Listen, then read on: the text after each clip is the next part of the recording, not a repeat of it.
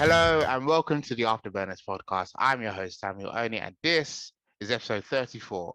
With me, virtually, is Wes Fimon. Wes, how are you this afternoon? Yeah, I'm good, thanks. I mean, pleasantly surprised after the race in Qatar at the weekend. Um, I said last week that it'll be just a procession, a snooze fest, and it actually turned out all right, I suppose. How are you? I'm good, thank you. I'm very good. Yeah, just started. I've actually just started writing race reports just a couple days ago. So with the first race being on Qatar, and we'll get into it, shall we? Right. First of all, penalties. Penalties have been a big thing throughout the season. We've had 10-second penalties, 5-second penalties. We've had grid penalties, and well, it it was no surprise that we had grid penalties in Qatar with Max Verstappen in the Red Bull and Valterri Bottas in the Mercedes car, both taking penalties in for the race due to um, speeding when a yellow flag was shown. So let me get your thoughts on it. Wes, tell me. I mean, fair enough in the end, I suppose. If you are going too fast through wave yellows, then yellow flag means there's danger ahead. You have to slow down. No overtaking during the race. It's qualifying. Drive at a sensible speed. Slow your pace down. And yeah, Verstappen went past 2 wave yellow flags, so hence why he got a harsher grid penalty than Bottas, who only went through the 1 waved yellow. I think Carlos Sainz was also brought in to the stewards as well, but it was cleared, I think, in the end. So Yeah. no good penalty for Sainz, but penalties for Verstappen and Bottas. I suppose in the end, for me, I think anyway, they played a big role in making the Qatar Grand Prix more entertaining. Because I think if we didn't have those grid penalties and we had Verstappen starting, it would have been second, I think, with Bottas third, then I don't think the race would have been as engaging and as good to watch. Yeah. If we didn't have those penalties, if it was Hamilton first, Verstappen second, Bottas third, then I think we wouldn't have seen hardly anywhere near as much overtaking that we saw on Sunday. And now, and because of those penalties, we've seen like the top 10 is rather a changed top 10. It's an eye-bulging top 10, isn't it? Because there are some names that you wouldn't have thought will be in the top 10. Yeah, I mean, Gasly on the front row. I mean, not often does AlphaTauri or previously Toro Rosso get anywhere near the front of the grid. Yes, Vettel won in 2008 in extreme circumstances in Monza, but again, Gasly, what a season he's had! It just seems time and time and again he's finding himself in the top 5 in qualifying. I mean, he qualified P4 on the track. Yeah, an incredible result for AlphaTauri. Alonso P5 as well. I mean, Yuki Alpine, Tsunoda is P8. Yeah, Yuki Tsunoda P8 again. Decent result for AlphaTauri. Easily in the top 10. Yeah. And compared to someone like, I mean, Perez, Stroll, and Leclerc were all dropped out in Q2. Perez P11. I mean, that was a big loss for Red Bull. Very big I think, loss. given that these last 3 or now last 2 races are becoming so crucial to points and the title fight. Only 8 points between them now, between Verstappen and Hamilton. The Mercedes and Red Bull need their number 2 drivers. They need Bottas and Perez to perform as solidly as their number ones, as Hamilton and Verstappen, to sort of hold each other back, if you like. Yeah. So you got number 2 fighting number 2 and number 1 fighting number 1. And yeah, they Perez didn't do it in qualifying, but then Bottas didn't do it in the race for Mercedes when it matters, I suppose. So did it matter that Perez qualified P11? Not that much in the end, I suppose. Maybe if he did qualify in the top 5, then could have been a few more constructors' points for Red Bull if Perez was then able to make up places during the race. Yeah. But Leclerc to go from P13 to P8 in the end, decent result for him. Ricardo 14th, another one that again, a loss for McLaren, given how much they've been battling Ferrari in the constructors this year. I think that battle is all but gone. I think now for McLaren after the last couple of poor races that they've had. That's a question for our listeners. Do you think McLaren can come back from the last poor couple of races? I mean, Ferrari lead them by 39.5 points now. So I 2 races saw to go. I don't think McLaren can come back. I saw a from that. graphic on WTF1 on Twitter this afternoon, and it had it was a graphic of how many points McLaren had picked up during the triple header, like last triple header, and how many Ferrari had picked up. Ferrari had picked up 47 points. Decent. However, McLaren had only picked up 4. What did McLaren get? 4, yeah. 4 points. It's quite a difference there. I mean, that's just completely changed the tables on that constructors battle for third. And fair play to Ferrari, 6th place last year, now in third, and presumably will stay third for the last couple of races of the season. So fair play to Ferrari. Indeed, indeed. Now, Max Verstappen and Lewis Hamilton have given us a battle for the ages. It's like two Greek gods coming together, like clashing together for ultimate supremacy. I don't know. Maybe we've got Zeus being Lewis Hamilton being Zeus, and then I don't know, maybe Ares, the god being Hades. Hades or something. Yeah, that's it, Hades. Just coming together to be like the ultimate king of all the gods. That's what we've seen in Formula One, and we've not been disappointed, have we? We weren't disappointed. I mean, as far as the season's gone, no, we haven't. But I suppose this weekend, we didn't get much of a battle. Well, any battle at all. I suppose. I think the biggest battle between them was perhaps for fastest lap. Yeah. Which was a bit of a non-contest in the end when the virtual safety car sort of nullified the last few laps, or neutralised the last few laps, rather. So Hamilton didn't have time to pit for softs, whereas Verstappen went in the lap before, so did. But it was pretty plain sailing for the both of them. I mean, Verstappen made it 5 places in the first 5 laps. I mean, despite starting incredible driving, but it just shows how quick the Red Bull car is. Same with Hamilton at Brazil, made up. He was in third after, well, again, about lap 4 or 5, I think it was, in the end. So it just shows the quality of those 2 drivers, and the fact that I think Hamilton was about 30-40 seconds clear of Verstappen at the end. I mean, yes, Verstappen did pit for softs to make sure he got that fastest lap point, but even so, that the pit stop would be around 25 seconds, 24, 25 seconds. So even without that pit stop, Hamilton would have been clear by at least 10 seconds. Which is a long time in Formula One and motorsport. And again, I think Alonso was another 30 seconds behind Verstappen as well. So it just goes to show how talented those 2 drivers are, and also how quick their cars are. Verstappen didn't have to do much to get past Pierre Gasly by the end of lap 3. I think Gasly got a radio message saying something like, "Verstappen isn't our race," which is pretty clear that they're saying, Pierre, get out of the way, let Verstappen through. It's not very well coded, these messages in terms of team orders. But I would have liked to see Gasly sort of hold on to his position for a bit longer. Same. I think you said the same in a WhatsApp message you sent me. But at the end of the day, it was a poor weekend for AlphaTauri on the whole, finishing both drivers outside the points after both qualified inside the top 10, comfortably inside the top 10 as well. Gasly starting P2, Tsunoda starting P8. So for them to finish 11th and 13th is not the weekend that AlphaTauri would have wanted, but where they dropped down, I mean, other teams climbed up, like Aston Martin, most notably Alpine as well, which we'll get onto a bit later. Yeah.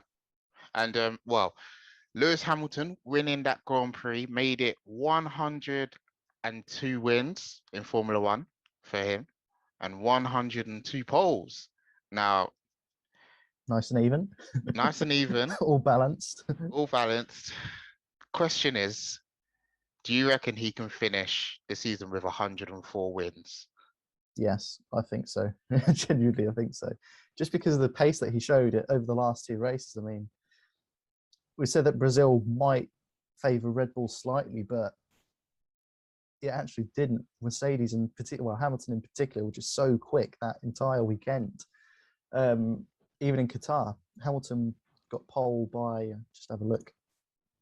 He got pole by 0.6 seconds, which is a ridiculous amount of space between the first and second place. And as I said earlier, he won the race by about 30, 40 seconds ahead of Verstappen. Yeah. So I don't see why Mercedes wouldn't lose that pace going into Saudi Arabia in a week and a bit's time, and then Abu Dhabi the week after. I think the pressure is now on Red Bull, generally, and Verstappen to keep that 8-point lead, because it doesn't matter if he wins the championship by 8 points now or 1 point. If he wins by a point, he still wins the championship. So the pressure is really on Red Bull to, if they get a win, if Verstappen wins, then I think that's championship over. Well, I think he'll win the championship. over. I think if Verstappen wins with fastest lap, then Hamilton needs to finish 6th, I think, is it? To keep in the title race. And if Hamilton doesn't score, then Verstappen, I can't remember. I saw this graphic earlier. Yeah. I can't remember what it says now. Yeah. But there's all these different permutations. It's on the F1 Twitter if you want to check it out. But despite Verstappen being ahead in the championship, I think the pressure is on him, just given the pace that Mercedes and Hamilton in particular have shown in Qatar, in Brazil. Yeah, I think they'll do it again in Saudi Arabia. Another quite fast track by the looks of things. Quite high speed corners, medium speed corners. There aren't many heavy braking zones, if any, at all on the track. Similar sort of thing in Abu Dhabi as well. So I think these next 2 tracks will definitely favour Mercedes and Lewis Hamilton. Going back to Qatar, Hamilton, dominant display, and he said it was fairly straightforward in the post-race interview, and it was a bit lonely at the front as well. So maybe he's missing that bit of a battle with Verstappen, that sort of wheel-to-wheel that they had in Brazil. But I don't think he minds too much if he's winning races that comfortably. Yeah, of course. Now, one big name in Qatar who I think had a fantastic race, apart from Hamilton, was a former teammate of his by the name of Fernando Alonso in the Alpine. Remember, this man is a 2-time Formula One world champion, 05, 06, with Renault. And it was his first podium. He finished 3rd in the race. It was his first podium since 2014. He still has it after 20 years in the sport. I mean, what an achievement for him. Well, what an achievement for him and Alpine as well. What a season they've had. They got the win in Hungary with Ocon, I think a 4th with Alonso as well. And now Alonso's got 3rd in Qatar. I'm just checking out how many podiums he's got. His 98th podium. So he's only 2 away from 100 podiums. Can he do that over the course of his career with Alpine at the moment? Well, I doubt we'll do it in the next 2 races to get to 100, but he could do it next season. He could do it the season after. Depends how quick Alpine are with the new regulation changes. Oh, yes. But yeah, what a drive from Alonso. I mean, Alpine arguably have one of the fastest cars in the middle. I think they're 5th in the constructors now. So after Ferrari and McLaren, the best of the rest. But for him to get, as I said, this is why the penalties that Verstappen and Bottas sort of spice things up a little bit, because if those penalties weren't a thing, then Alonso started P5 and I think arguably would have dropped places because of the pace of Perez and arguably Lance Stroll as well, who finished P6 after climbing up from P12. So I mean, Alonso, you got driver of the day as well. I voted for him as driver of the day, even though I didn't predict him as driver of the day. I can't remember who I predicted now. Well, I know my driver of the day wasn't Alonso. No. My driver of the day ended up dropping out. Well, Lando Norris, despite having that puncture. Yeah, not a great weekend for Norris or McLaren as a whole, but we'll get onto that a bit later. But Alonso, 15 points for Alpine. They're now 25 points ahead of AlphaTauri, who failed to score at all in Qatar. So excellent weekend for him and Alonso. It's just great to see him just happy Yeah, again in an great to F1 see. car. Yeah, it was. After, I think it was Kota when he got quite frustrated, and I said I was quite disappointed with him for his sort of maturity, and sort of arguing with the stewards and stuff. But it just shows what a great driver he is. As I say, two-time world champion. Yes, it was 15 and 16 years ago, so quite a while. Yeah. But you could just see it meant so much to him and to the team as well. Alpine, essentially Renault, essentially the team that he won those two world championships with as well. So it was just great to see Alonso back on the. I think the podium itself of Hamilton, Verstappen, and Alonso. I think that podium has the most combined podiums of any F1 podium in history, if that Wow. makes sense. So Yeah, Hamilton's yeah. got in the hundreds, Verstappen's probably got close to 100, if not more, well, more than 100, I assume. Alonso's now got 98. So all Wait, those added up Verstappen together, 100, Verstappen close to 100 podiums. he must do, Really? surely. I'll double check that now, actually. I mean, He must do. for a He man moved. that He moved made to his Red. debut in 2016 up till now. Oh, never, I'm completely off. He's got 58. Never mind. 19 wins and 58 podiums. I just thought, well, he's been racing for Red Bull for 5 years. Actually, no, 100 podiums would mean he'd need to be on the podium every single race since Yeah, 2016, pretty much. That's just slightly off there. But, yeah, Alonso, brilliant race for him. Brilliant to see him back on the podium. indeed. Hopefully he does get 100 podiums, as you said, probably over the course of next season or the season after, however long he's going to stay at Alpine. But yeah, it's great to see him on the podium. Sergio Perez, how would you summarize his race weekend? Because he got knocked out of Q3. Well, he Oh, didn't Q2, get he it. didn't even make it to He Q3. didn't make it into Q3, sorry. And therefore started P11. Now, Red Bull were not happy with that. Christian Horner would not be happy with that, having his second driver starting in P11, to try and help Max Verstappen. So, but I think he made amends, finishing in top 6. I think he got 4th place, which is pretty decent. And what do you make of his race? A pretty good race overall, I'd say, for Perez. I mean, making up 7 places, you've obviously done something right. Yeah, I mean, it helped him in a way that Bottas had to retire the car and had that puncture as well, around about lap 30 something. So yeah, for Perez to make it, as I say, those 7 places, go out from outside the points to pick up 12 points for Red Bull in the end, especially when Bottas, as I say, had to retire, so only 25 points for Mercedes that weekend, really helps Red Bull in the constructors. Doesn't help Verstappen much in the drivers, but certainly helps Red Bull in the constructors, now within 5 points of Mercedes, 446.5 plays. So again, with 2 races to go, it's going to be really crucial to how the number 2 drivers of Perez and Bottas sort of stand up, try and sort of battle each other, have those sort of mini battles between each other over the course of Saudi Arabia and Abu Dhabi, just to try and help the teams pick up that constructors title, because a lot of the focus is on the drivers' championship, and understandably so, but F1 is also a team sport as well. You've got 2 cars, 2 drivers, so you want that constructor at the end of the Red Bull don't get one, they'll want the other. I think it's fairly safe to say. Yeah, Perez, another good recovery drive almost. He started a bit further back outside the top 10, climbed up to 4th. Yeah, he finished a minute behind Hamilton, but again, Hamilton was just so fast for the whole weekend, and almost it was about 3 seconds off Alonso at the end. Alonso on the 1-stopper as well, so maybe a few more laps, maybe 5-6 more laps, then Perez could have had that podium. And I remember someone on his race engineer coming along on the radio saying that podium's yours. Yeah. I remember Alonso also saying on the radio with about, I think, 3 or 4 laps to go, saying, are we going to make it? And the team was just like, yeah, you'll make it, you'll be fine, because I think he was in that window of, I think it was on the hards, and I think Pirelli said that the hards can go maximum of about 40 laps. 40 laps, yeah. And I think he would have completed it in about 34 laps on stint on the tyre, something like that. So Yeah. he would have been okay, and he was okay in the end, unfortunately for Perez and Red Bull.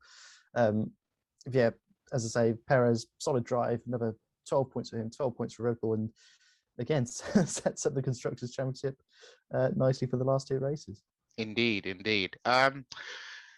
Well, your number 2 driver, you want them to, be the backup to, like, your number 1 driver, but you also want him to try and settle things and do the job in the race. And unfortunately for Valtteri Bottas, he didn't quite do the job. In fact, he had an awful, awful race.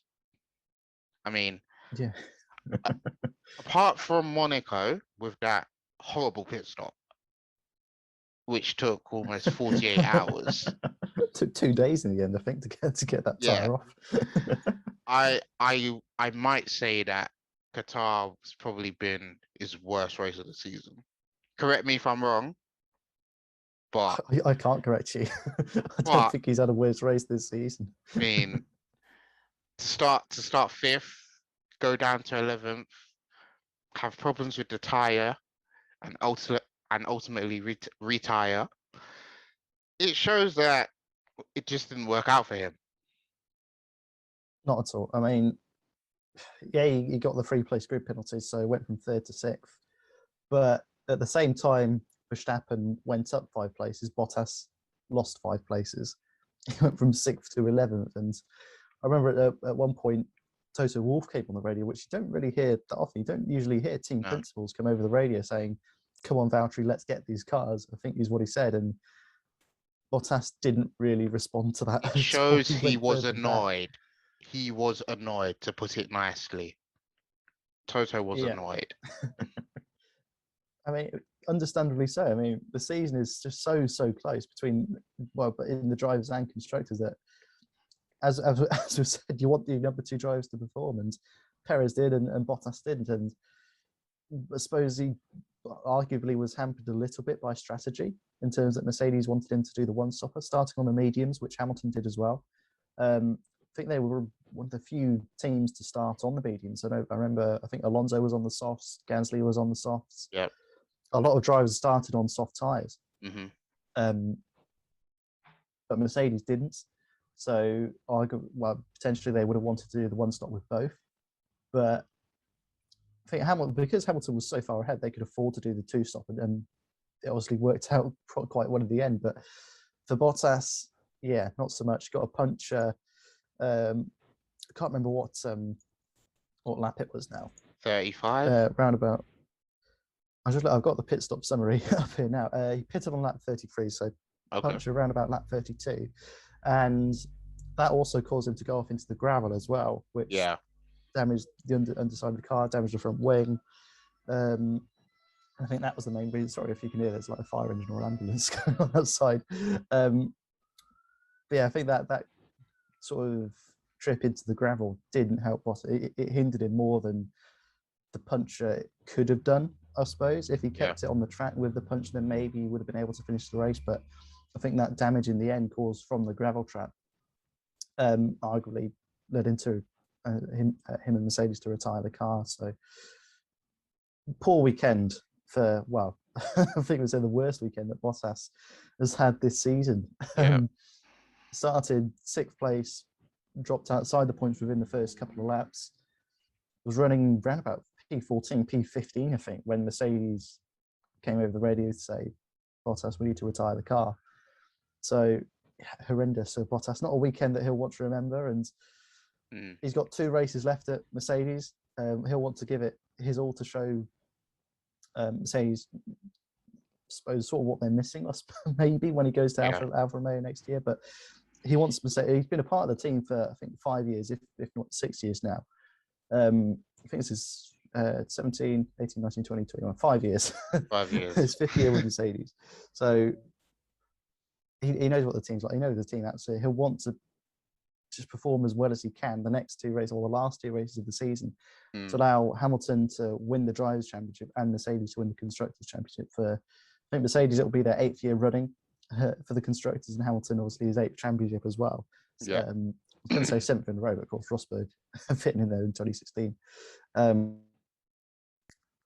Yeah, Bottas on the one stopper. A lot of teams tried to do the one stopper. I mean, Alonso successfully pulled off the one stopper, but other teams weren't quite successful. Williams, No, notably, being one with both no. drivers having And punches. it brings in the tire deck, because Pirelli did say that with the mediums, the limit is 30 laps. And I mean, I'm not sure, maybe Bottas and the Williams as well had punches and ultimately had to retire. So it just shows that it was impossible to do the one stop, but Alonso did it. But there were other drivers who did two stop strategies as well. So yeah, and it's a lesson to learn because we're gonna be having Qatar for a very long time. So I think this is the opportunity that drivers and teams have to learn from this, because from 2023 onwards, we may be having a lot of this. So yeah, it won't be easy. Yeah, absolutely. I mean, the graphic I saw before the race where it says F1 usually put out a graphic saying what strategies the teams could use during the race, and all three strategies on show were two stoppers. Whether it was medium, hard, medium was the fastest strategy, I think, then soft, hard, medium. I think the final option was something like medium, hard, hard. But yeah, a few teams went against that advice, went against Pirelli's advice. I think they said that the mediums could last a maximum of 30 laps. Bottas went to, I think, 34 laps overall on those mediums, including the laps he did in qualifying. Yeah. The hards, no more than 40 laps, which was perhaps a bit of a miscalculation potentially. Since we saw both Williams cars, Russell and Latifi, go out round about lap 31, lap 32 on those hard tyres. So fair play to Alonso for managing those tyres. Particularly, I think the front left was the main problem tyre, if you like, the one that had the most forces going into it over the course of the track. Yeah, I mean, fair play to the teams that made the one-stop work, but it didn't work for, as I say, Williams. I think Norris got a puncture on lap 48, 49. And yeah, it goes to show that whilst the teams, in theory, the one-stopper was the fastest strategy, and yes, it paid off for Alonso and maybe a couple of other drivers as well. But Pirelli was saying it's impossible. You can't do a one-stop without risking punches, and the teams that took the risk, some paid off, some didn't. So they'll learn from their mistakes over the weekend. Williams, McLaren with Norris as well, and say a couple of the drivers I can't quite remember. But yeah, we've got 10 years of racing in Qatar from 2023. Yeah. So I'm sure they'll get used to it. I'm sure they'll work out faster strategies. Also worth noting that the tyres available for this weekend were the three hardest compounded tyres, which just goes to show how difficult, how tough on the tyres it is, Qatar. Because as I say, it's a fast track. There aren't many heavy braking zones. There aren't many slow corners at all, if any. It's only natural that the tyres used were the hardest free compounds of tyre.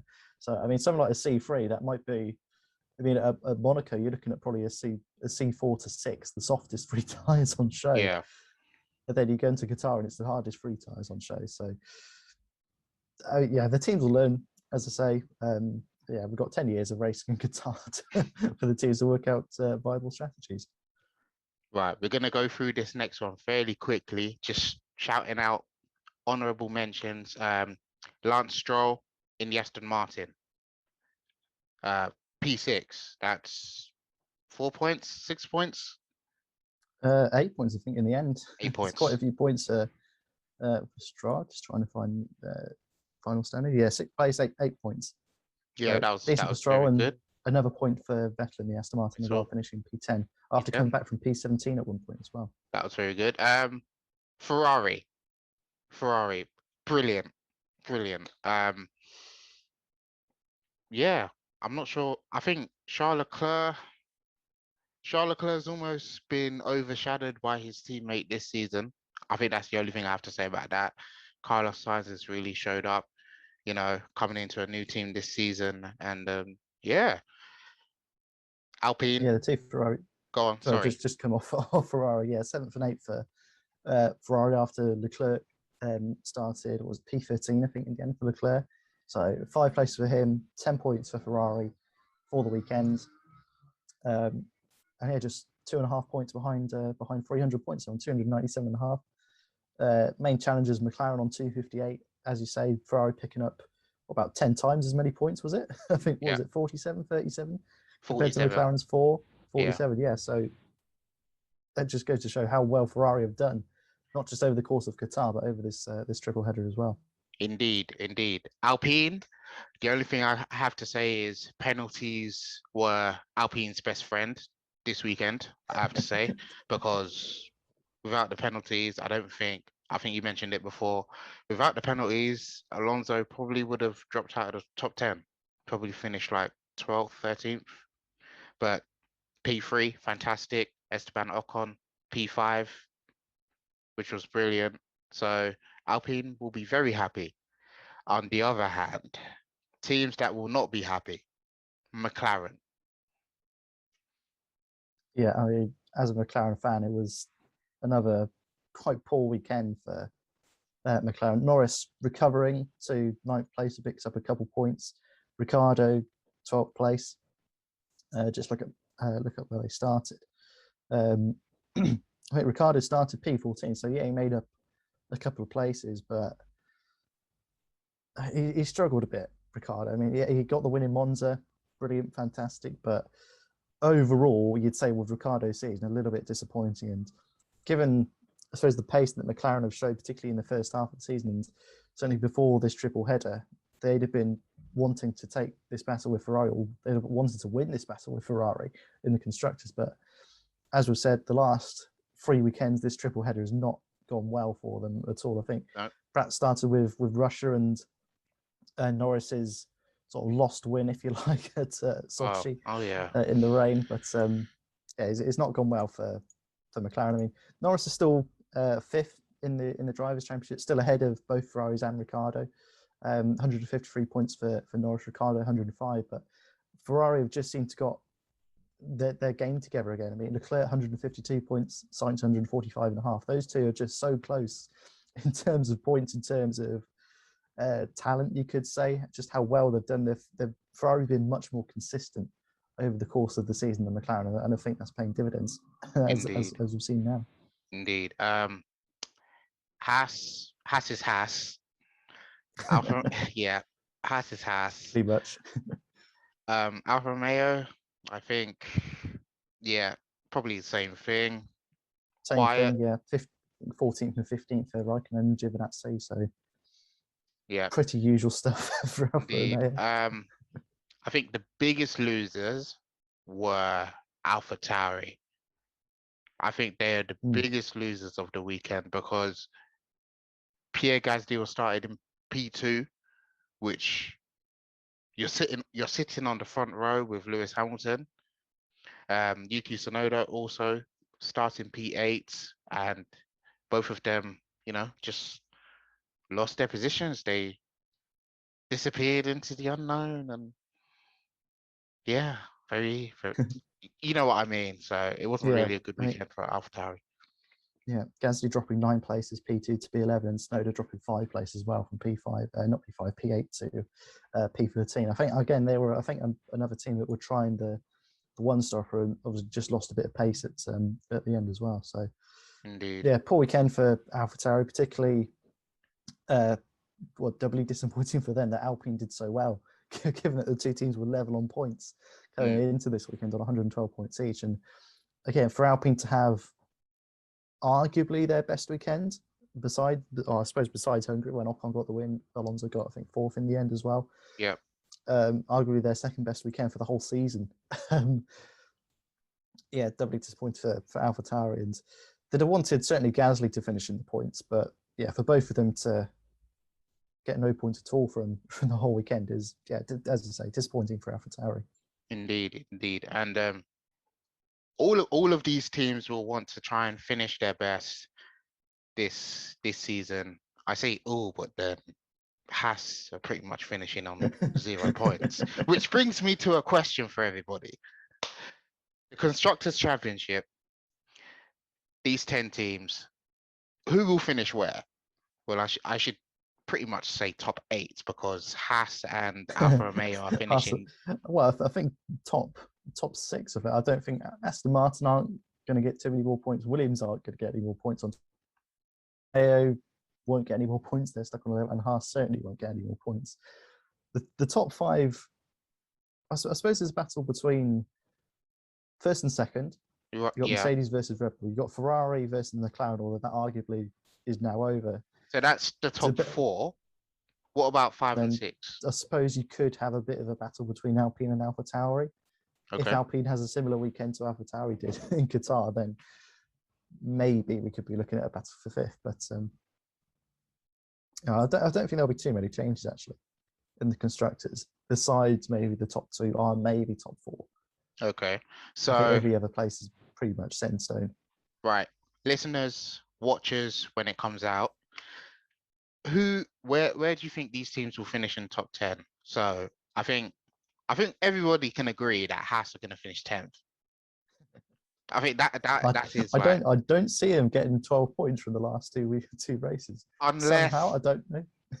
Unless in the most bizarre circumstances that, I don't know, the Haas team tweaks their car and the F1 stewards and everybody has no clue what happened, then yeah, they're going to finish 10th. Unless there's a massive accident in Saudi Arabia or Abu Dhabi when the top 18 cars are all taken out. And then Mick Schumacher becomes just race winner. Oh, and then Mazepin retires anyway or spins out into a wall. So we're just left with Mick Schumacher on the top step of the podium. oh, F1. If only. Right. Listeners, watchers, when it comes out, how do you think these teams will finish from 10th to 1st? Right, 10th place, Haas, that's a given. 9th, Alfa Romeo, would you say?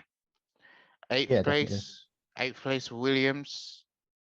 7th, 7th, Aston Martin. Yeah, 77 points, way behind AlphaTauri, way ahead of Williams. Okay, so that's 7th for me. 6th place, I think. Right, AlphaTauri and Alpine. Can you just mention their points, please? AlphaTauri 112, Alpine 137.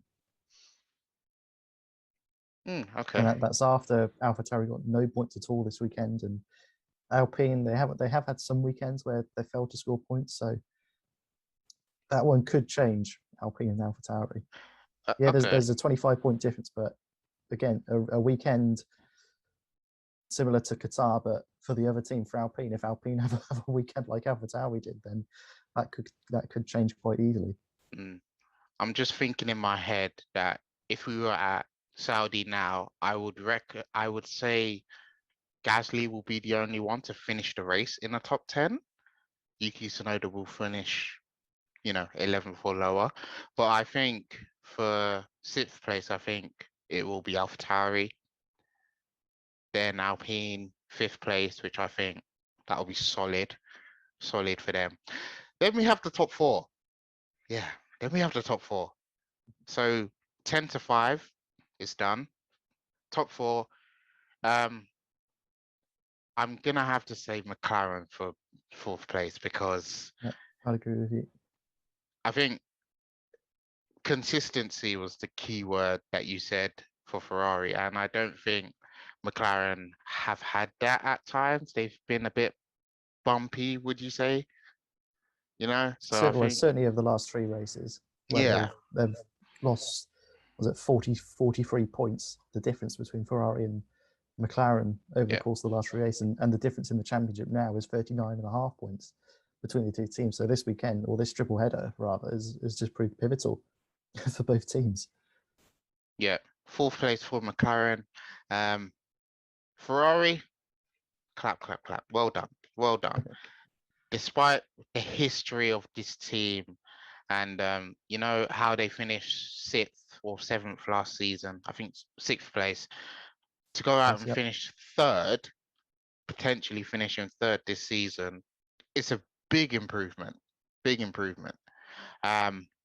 So well done to Charles Leclerc and Carlos Sainz and the whole Ferrari team, third place for you. Then we have the top two. Then we have the top two, which I think is 5 what, points the 5 difference points the difference. between Mercedes. Mercedes currently leading 546.5. Red Bull second, 5. And what, there are 50 points up for grabs potentially? Potentially 52 with fastest 52, lap as well. fastest lap, and 5-point difference. So I think, you know what, I think Mercedes will win the Constructors' Championship. Yeah, I think Mercedes will win the Constructors' Championship. So that's that for me. I just think, well, Mercedes will win it as long as Bottas pulls his socks off or just tries to finish the season strongly. And if that happens, then Mercedes will win the Constructors. Go on, just quickly. You go on. I think pretty much exactly the same as you. I don't think any of the positions as they are will change, with the exception of Red Bull being constructors' title winners for the first time since 2014. Oh, okay. Okay. Are more consistent than, Bottas just hasn't done well at all this season. And if he has another weekend like we've just seen in Qatar, then Red Bull I'm just trying to do some more maths in it. Verstappen 19, Perez 12, 31 points for Red Bull. So a 6-point gap between Red Bull and Mercedes for Qatar. So if they just do that again, then into Abu Dhabi. So I think, unless, as you say, pulls his way in the last couple of races, then I think Red Bull will be constructors winners. I still think Hamilton will be drivers championship winner, but I think Red Bull will be constructors winner. Okay. So that's that. Just one more. Next week when we have another episode previewing Saudi, your drivers standings, your top 10 driver standings, how will they finish? So just think about that. And to finish off, Formula E have actually released their version of Drive to Survive with Formula E Unplugged. So it's just summarizing the past season, season 7, just summarizing the whole season on YouTube. It's available on YouTube now, 15 episodes, and yeah, it should be a real watch. Go ahead and watch it, and I'm sure you will enjoy it. I think I need to go and watch it as well. I've enjoyed watching Formula E, well, since the start of the year, and it's been great. What's your thoughts on it? Yeah, I'm definitely. I've watched all 3 seasons of Drive to Survive, so I think for Formula E to do something quite similar, I think we're seeing new fans come to F1 off the back of Drive to Survive. So I think that the fact that it's free on YouTube, I think, is brilliant, amazing. We're seeing Formula E go on to BBC on BBC Two and live streaming on BBC Sport as well on iPlayer. So I think everything Formula E is doing to just try and make it as available and out there as possible is brilliant. And I can only, I think it's they follow a team for each episode or for each couple episodes or something. So again, fairly similar to Drive to Survive. And yeah, it'd be good to get sort of a bit more insight into Formula E, because I've watched it sort of on and off for the last few seasons, but I don't really have that sort of in-depth knowledge that I do with F1, with the drivers and the teams and stuff. So I think it'll be interesting to see, and yeah, I'm looking forward to watching it. Indeed. So, ladies and gentlemen, F1 fans, we've come to the end of another AfterBurners podcast episode, and well, we hope you've enjoyed it. Lewis Hamilton, who pretty much, still in this title fight, just 5 points. Is it 5 points? 8 points? 8 points in the drivers, 5 points in the constructors. 8 points separates Lewis Hamilton and Max Verstappen, with Saudi Arabia in a couple of weeks' time. It's hotting up, everybody. We're coming to an end of an amazing story. Um, and yeah, I've been your host, Samuel Oni, and it's a goodbye from me. Bye bye. And it's a goodbye from Wes. Bye bye. And we'll see you again in a few weeks for Saudi Arabia.